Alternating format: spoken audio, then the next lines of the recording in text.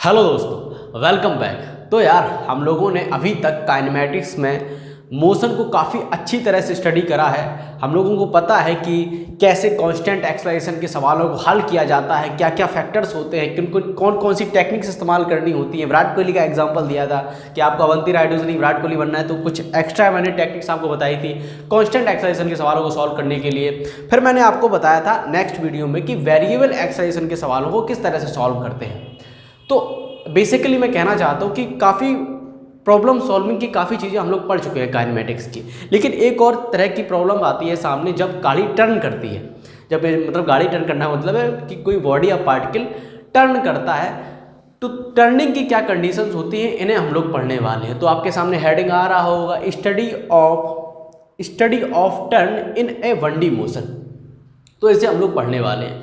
आइए थोड़ा विजुलाइज करा देते हैं कि क्या कहा क्या मैं ये कह रहा हूँ कि ऑब्जर्वेशन से बताता हूँ कि मान लीजिए कोई घर से एक आदमी निकला अपनी कार लेके सीधी रोड पर। सीधी रोड का मतलब स्ट्रेट लाइन मोशन करेगा वो। तो अपनी कार से लेके निकला और थोड़ी दूर चला और वो भूल गया कि मैं कुछ घर में कुछ भूल गया हूँ। तो उसने तुरंत कार को रिवर्स गियर में डाला, बैक ले गया, यानी उसने टर्न किया अपने आप को। बैक गया तो मोशन में उसको उसने टर्न किया अपने आप को। अब यार ये बिल्कुल भी ज़रूरी नहीं है कि एक ही टर्न हो। एक मोशन में बहुत सारे टर्न हो सकते हैं कि मान लीजिए कोई पार्टिकल ऐसा गया, एक टर्न मारा, फिर दूसरा टर्न मारा, बहुत सारे टर्न हो सकते हैं।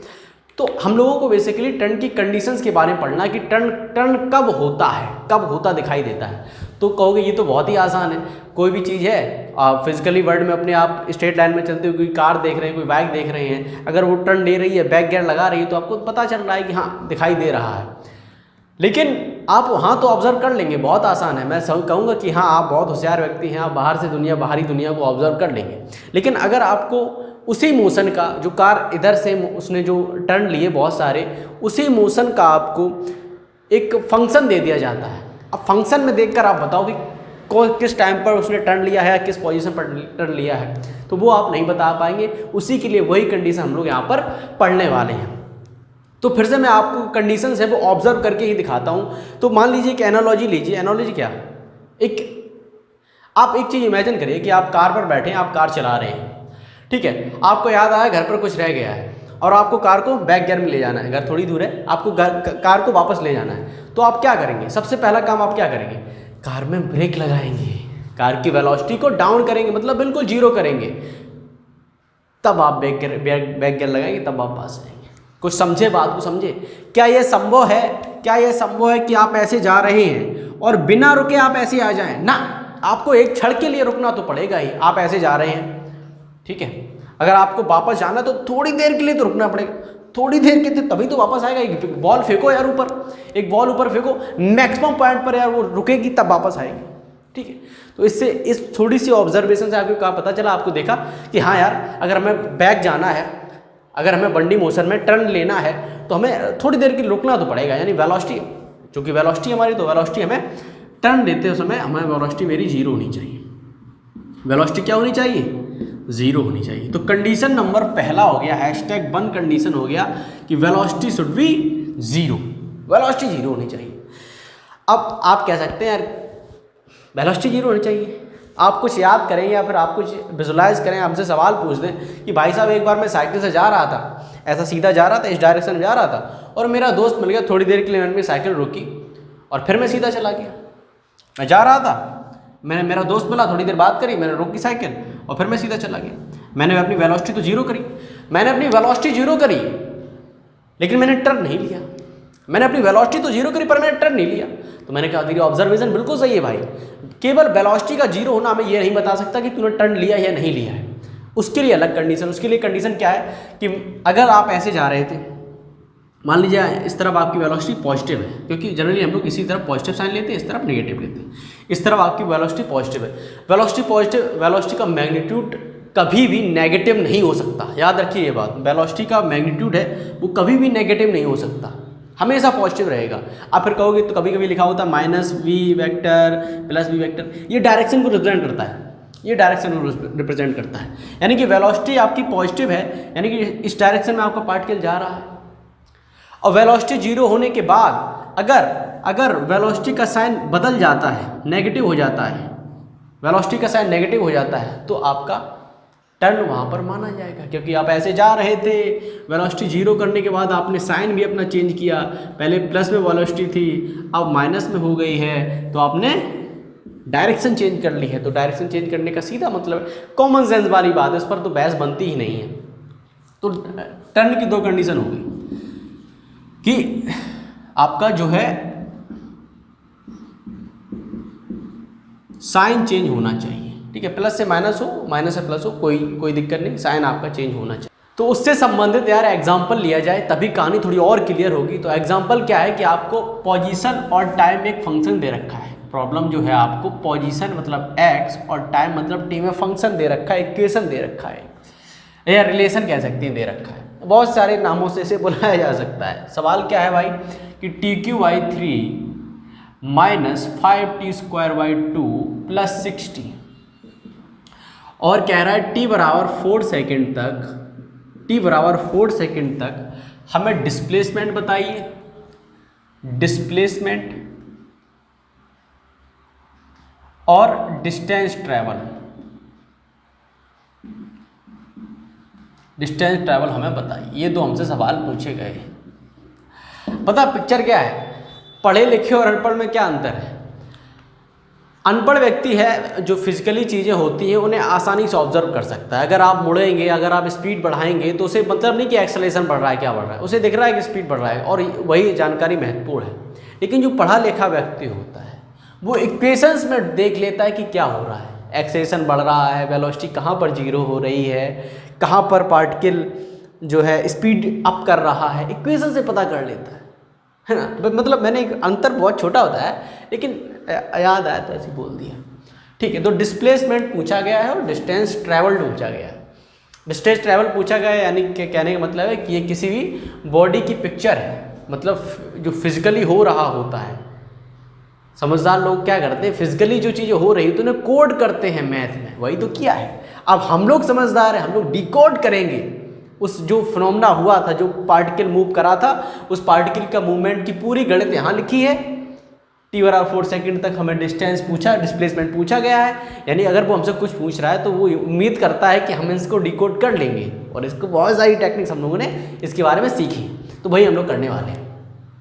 तो डिस्प्लेसमेंट पूछा है, डिस्प्लेसमेंट क्या होता है, सिंपली यार क्या होता है, चेंज इन पोजीशन यानी S F minus S initial यानी position final position minus initial position upon time.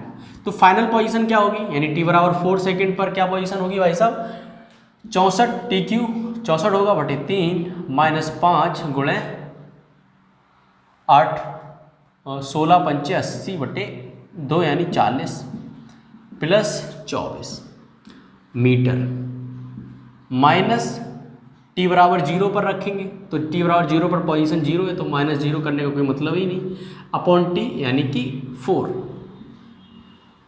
नहीं यही हो गया, 4 करने के तो एवरेज आ जाएगा, एवरेज वेलोसिटी आ जाएगी। हमें सिर्फ डिस्प्लेसमेंट पूछा गया है तो चेंज इन पोजीशन, केवल चेंज इन पोजीशन। अगर मैंने टाइम कहा है तो मैं एवरेज वेलोसिटी का ले गया आऊँगा। चेंज इन अपना डिस्प्लेसमेंट क्या आ गया, सिंपली ये आ गया। थोड़ा और सॉल्व कर लेते हैं।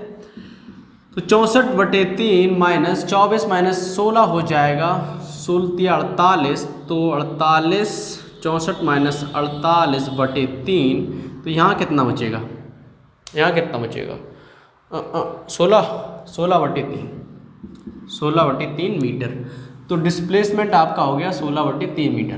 ध्यान देना भाई, अगर मैंने डिस्प्लेसमेंट को change in position upon time कहा है तो वेलोसिटी एवरेज वेलोसिटी का गेम में ले गया था, लेकिन सिर्फ चेंज इन पोजीशन। डिस्प्लेसमेंट क्या होता है, change in position vector, displacement vector होता है।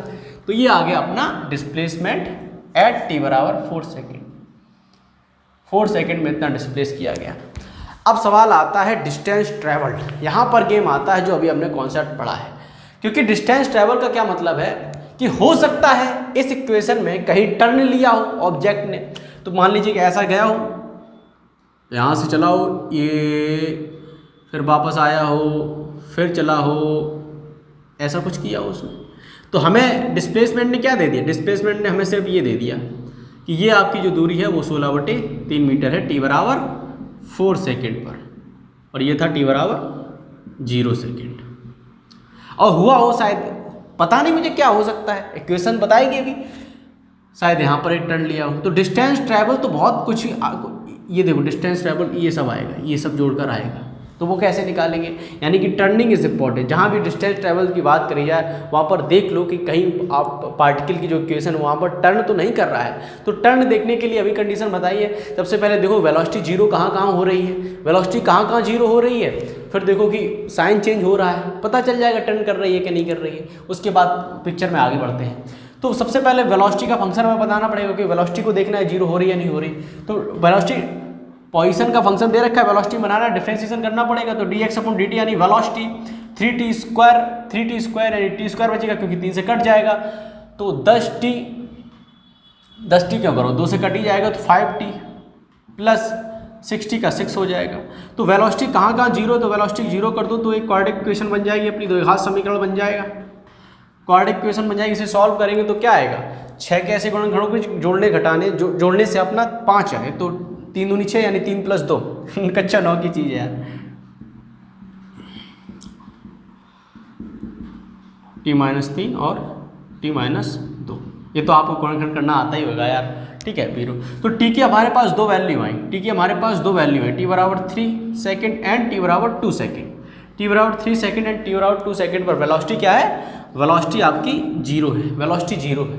यानी हो सकता है कि इन पर जैसे वही वाली साइकिल वाली कंडीशन, गाड़ी रुकी तो थी पर हो सकता है सीधी चली गई हो, तो उसको चेक करने के लिए पहले साइन देख लो, साइन चेंज हो रहा है कि नहीं हो रहा। तो सबसे पहले क्या करेंगे, t = 2 सेकंड पहले आता है, 0 के बाद 2 आता है, पहले 2 पर देख लो टर्न किया कि नहीं किया। तो 2 से पहले बड़ा नंबर रखो, 2.1 रखो t की जगह, तो ये तो पॉजिटिव आएगा। 2.1 रखोगे तो -2.1 यानी पॉजिटिव, यहाँ पर रखोगे तो निगेटिव, निगेटिव प्लस पॉजिटिव क्या आएगा, नेगेटिव, यानी कि t = 2.5 पर नेगेटिव है। अब 9.1 पर देख लो भाई, 9.1 रखोगे तो ये नेगेटिव आएगा, ये भी नेगेटिव आएगा, नेगेटिव पॉजिटिव, यानी कि इस पर आ रहा है नेगेटिव, इस पर आ रहा है पॉजिटिव और 2 पर आ रहा है जीरो, यानी कि आपका जो पार्टिकल है वो यहाँ पर टर्न किया है। यानी t = 2 सेकेंड अगर यहाँ पर कहीं है, 2 सेकेंड यहाँ पर भी है तो टर्न लिया गया है। अच्छा t = 3 सेकेंड पे देख लो, लीनियर इक्वेशन है, यहाँ भी टर्न हुआ होगा। वैसे आपने मैथ पढ़ी है, लीनियर इक्वेशन में तो टर्न हो मतलब साइन चेंज होता ही है। तो t = 3 सेकेंड पर भी टर्न होगा, नहीं तो आप करके देख लीजिए, ऐसे करा मैंने बिल्कुल बेसिक से, वो भी आप करके देख सकते हो। t = 3 सेकेंड पर भी टर्न हुआ और t = 4 सेकेंड पर तो यहाँ पर आ ही गया। तो भाई ये पता चल गया। अब डिस्प्लेसमेंट कैसे निकालेंगे, डिस्टेंस कैसे निकालेंगे, तो डिस्टेंस को आपने सबसे पहले तोड़ लेना है। मतलब पहले मैं आपको बताता हूँ क्या करना है।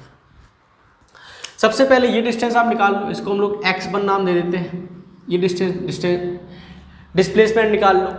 वो कैसे निकालोगे, t = जस्ट आप रख दो, कितना रख दे, t = आप रख दोगे अगर 2 सेकेंड तो कितना आएगा, 16/3 माइनस 10 प्लस 12 तो आएगा आपका यहाँ से +2 6/3 यानी कि 22/3। फिर से देख लो भाई, +2 6 हाँ 22/3 तो 22/3 मीटर आया t = 2 सेकेंड पर। ये आपका एक जो माइलस्टोन है वो मिल गया। अब t = 3 सेकेंड पर देख लो भाई, t = 3 सेकेंड 3 रख के देखो यहाँ पर तो कितना आएगा, t = 3 सेकेंड पर रखोगे आप, t = 3 सेकेंड पर जो x है वो कितना आएगा, 9 - 45/2 प्लस 18। तो इसे सॉल्व करेंगे आप तो आएगा आपका 27 हाँ 27 54 - 45 54 - 45 9/2 9/2 देख लेना भाई 9/2। तो t = 2 पर 9/2 आया और t = 4 पर तो आपका लिखा ही है 16/3। अच्छा आपको माइलस्टोन दे दिए गए हैं, अब आपको डिस्टेंस सिर्फ जोड़ना है, जोड़ना घटाने का काम रह गया है। तो ये पूरी डिस्टेंस कितनी है, x1 की है 16/22/3 22/3 प्लस अब कितना चला, अब पार्टिकल चला ये वाली डिस्टेंस, ये वाली डिस्टेंस चला। ये डिस्टेंस को कैसे निकालेंगे, हमें घटाना पड़ेगा 22/3 में घटाना पड़ेगा हमें घटाना पड़ेगा ये वाली डिस्टेंस को, यानी t = 3 सेकेंड पर कितना चला था 9/2। फिर हमें जोड़ना पड़ेगा, फिर क्योंकि ऐसा चला है हमें ये वाली डिस्टेंस जोड़नी पड़ेगी। इस डिस्टेंस कैसे निकालेंगे हम लोग, कैसे निकालेंगे 16/3 माइनस कर देंगे हम लोग ये वाली डिस्टेंस, यानी कि 9/2 हमारा आ जाएगा डिस्टेंस ट्रैवल, मीटर में आएगा भाई, डिस्टेंस ट्रैवल अपना आ जाएगा। तो इस प्रकार से करते हैं। इसको सॉल्व करने का एक और अच्छा तरीका है कि जैसे कि आप वेलोसिटी का फंक्शन निकाल लें, इसके बारे में अभी जब आप ग्राफ आपको आ जाएंगे तब समझ में आएगा। मैं मोडली बता देता हूँ जिन्हें आता है। सबसे पहले आप क्या करो, इसका वेलोसिटी का फंक्शन निकाल लो। वेलोसिटी का फंक्शन निकाल लो तो वेलोसिटी फंक्शन जब कुछ इस प्रकार का निकालोगे आप, मैं दिखा देता हूँ थोड़ा। जब वेलोसिटी का फंक्शन आप ड्रॉ करोगे ग्राफ में तो कुछ इस प्रकार का आएगा। 0 से 2 तक आपकी वेलोसिटी ये पॉजिटिव रहेगी और 2 से लेके 3 तक नेगेटिव रहेगी, क्योंकि 2 से लेके 3 तक नेगेटिव रहेगी और 3 से लेके 4 तक आपकी पॉजिटिव रहेगी। तो इंटीग्रेशन आप अगर वेलोसिटी का इंटीग्रेशन कर देंगे आप, तो एरिया अंडर द कर्व आपको डिस्प्लेसमेंट देता है। तो जब आप करेंगे तो ये सब जोड़कर आपको डिस्प्लेसमेंट मिल जाएगा। लेकिन आप अगर इसके वेलोसिटी के मॉडुलस का अगर इंटीग्रेशन करेंगे, अगर आप वेलोसिटी के मैग्नीट्यूड का, अरे यार मैं क्या बोलता हूँ, वेलोसिटी के मॉडुलस का अगर इंटीग्रेशन करेंगे 0 से लेके 4 तक, तो आपको ये वाला जो घटा देगा वो भी जोड़ दिया जाएगा, यानी कि आपको डिस्टेंस दे दिया जाएगा। मॉडुलस फंक्शन का इंटीग्रेशन आपको डिस्टेंस देगा और केवल फंक्शन का इंटीग्रेशन आपको डिस्प्लेसमेंट देगा। क्लियर है बात? इसको मैं बाद में समझाऊंगा आपको, अगली बार सवाल ले लूँगा जब ग्राफ पढ़ा दूंगा तब समझाऊंगा। एक बार ये देख लेना कि मैंने कैलकुलेशन यहाँ पर जो माइलस्टोन लिखे यहाँ सही करी है, और तो सब ठीक ही है, कॉन्सेप्ट होना ठीक है। तो ये हो गया टर्न की कंडीशन। अगली बार में ग्राफ को पढ़ेंगे, थोड़ा अच्छे एनिमेशन बनाएंगे उसके लिए, क्योंकि ग्राफ तो यार जान है फिजिक्स की, या हर जगह फिजिक्स में क्या, ग्राफ तो जनरली हर जगह यूज़ होता है। न्यूज़पेपर में देखिए स्टैटिक्स दी जाती है, क्रिकेट देखते हैं तब भी किस ओवर में कितने रन आए हैं ग्राफ से ही समझाया जाता है।